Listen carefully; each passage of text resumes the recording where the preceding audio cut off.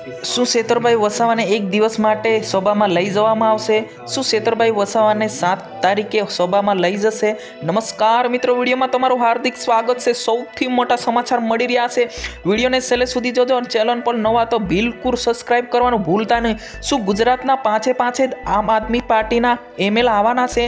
શું સેતરભાઈ વસાવાના વકીલ સાહેબે શું જણાવ્યું છે એ પણ આપણે ચર્ચા કરવાના છે। જેમ કહેવાય છે કે સેતરભાઈ વસાવાને એક દિવસ માટે પોલીસ બંદોબસ્ત સાથે સભામાં લઈ જવામાં આવશે, એમની મીટિંગમાં લઈ જવામાં આવશે એવું પણ કહી રહ્યા છે। પરંતુ મિત્રો, એવી સાચી જાણકારી હજુ સુધી મળી નથી। 7 જાન્યુઆરી 2024ના રોજ દિલ્હીના મુખ્યમંત્રી સેતરભાઈ વસાવાના સમર્થનમાં આવી રહ્યા છે।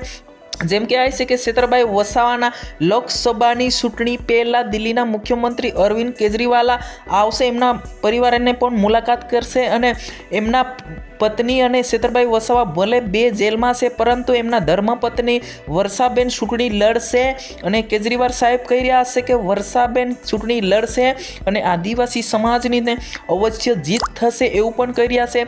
તો મિત્રો, તમે એક ક્લિપ જોઈ હશે કે મનસુખભાઈ વસાવા અને સેતરભાઈ વસાવા બંને એક સોશિયલ મીડિયા પર ખૂબ ચર્ચા જાગી રહી છે, આખું ગુજરાત ગરમાયું છે।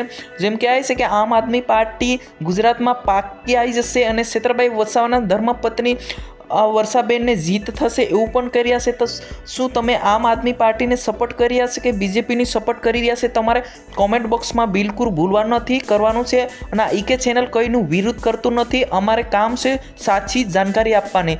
જ્યાં મિત્રો, આ વિડીયોની અંદર બસ આટલું જ। આપણે મળીશું મળતી માહિતી અનુસાર નવા વિડીયોમાં। જય હિન્દ।